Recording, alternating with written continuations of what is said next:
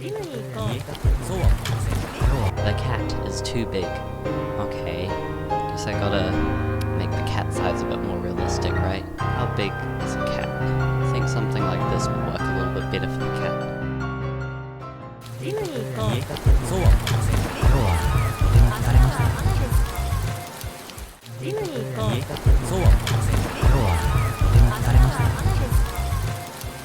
Okay, so Clint Jones released a new 3D challenge and I wanted to compete. The prompt was a Tai Chi animation and we just needed to build whatever 3D scene we wanted around that Tai Chi animation. And so I came up with some ideas that I will just scroll through quickly. I went for this Tokyo City kind of prompt. Thought I could personalize it, make it my own, make it nice and cozy. The first thing that I did was block out the scene with basic shapes and geometry. This is the first step that I take with pretty much any project that I do nowadays. Just a basic feel for, quote, visual weight, as the people on Clint's Discord put it. And then next, I set myself the challenge of fully modeling my own custom character, which I wanted to be a samurai.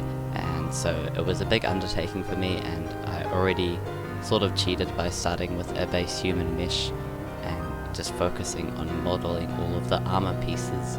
And you can see I started with a 2D plane and then gradually added the geometry that I needed to wrap it around each body part, and I ended up with something very amateur and basic looking. But then the next day I discovered the Subdivision surface modifier. Well, I already knew about it, but I didn't realize just how powerful it could be, and when I applied it, it was like magic.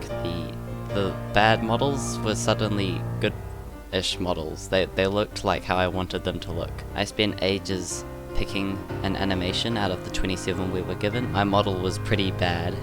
It broke easily, and there was lots of clipping issues, and I chose a pretty stationary one, just went with some basic arm movements and tweaked it so that it wasn't clipping into the torso anymore. And then I followed a tutorial for a skin shader, added a bunch more little details to the samurai armor. I made my own custom textures for it too, using a brick texture, funnily enough, that I just modified so that it ended up separating the samurai armor into lots of little segments. I added a pizza box from Wondrous on Discord. He's just one of the many amazing artists on Clint's Discord, and he posed the challenge to put a Domino's pizza box inside of our scene, and so I thought I would. Eventually I put 2. That was cool. I added a lot more detail to the scene. I keep doing this pretty consistently throughout the entire next 3 weeks or so, just adding more and more stuff. And it was not very strategic. Some stuff was just unnecessary clutter, I feel, but I tweaked it and refined it later on to make it work a little bit better.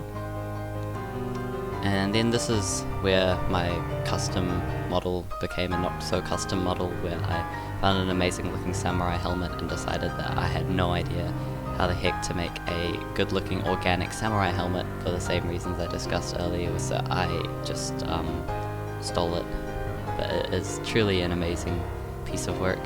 I also added a katana because I thought that would be cool to have just an extra accessory for the samurai.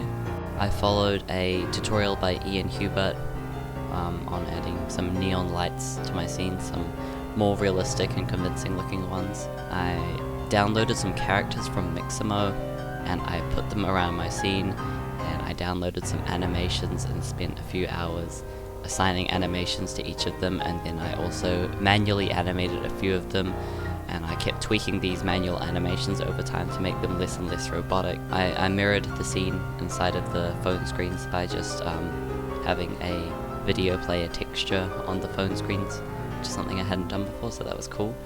I added lots more anime posters and stuff around the scene, but eventually toned it down for a more authentic feel by going with actual food advertisements and stuff from Japan, because I thought that it was a little bit jarring to just have lots of random movie and anime posters everywhere, even though the middle building is a cinema and the left building is meant to be a manga store, but it still felt over the top with the amount of just random crap I had sitting around in the scene, so I decided to add some more realistic touches. I tweaked the concrete texture following a very old Blender Guru tutorial on adding good puddles to the scene, and it worked pretty beautifully in my opinion. I added a little mat underneath the samurai. I was originally going with a fully authentic one, but I found a really nice Persian carpet design. I animated the door of the cinema. The cinema was all one singular mesh, and so I had to separate the door and animate that separately. I added blossoms falling from the tree, which was cool. They're just a particle system influenced by wind. Oh, and I added the rain way earlier, which is the same.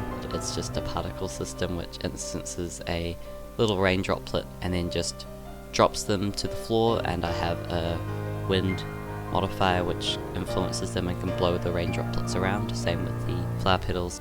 Also made them all rigid bodies so that they somewhat jankily collide with the ground, but they don't fall through the floor, which is the main thing for me. I added characters inside of the building windows to add just the feeling that they were actual buildings with depth and with stuff inside of them rather than just opaque, blurry glass fronts, which they are, but I wanted to make it seem like they weren't. I tweaked animations a bit more. I added some Japanese rubbish bins based on actual designs for rubbish bins in Japan that I just found in an image online, and I stole a texture from the images and put it on. I'm pretty sure that this is just a recycling symbol. I added some drainage. I had a lot of fun messing around with the size of the cat and getting bullied by people about how big the cat was.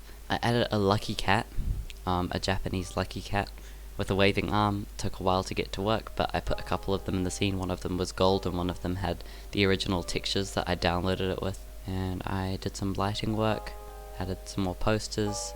I added some more details to the buildings in the foreground, and I found some really nice models of some Japanese grocery boxes, and so I implemented them in a few places in my scene to give it a little bit more life and personalization.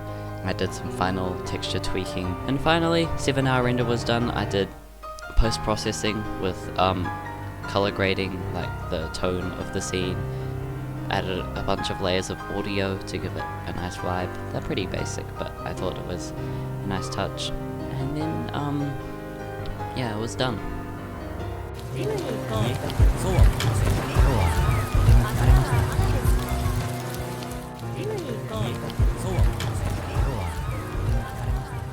Thanks so much for watching. If you enjoyed, a subscription would be greatly appreciated, just to show that you enjoyed, but I understand if you didn't.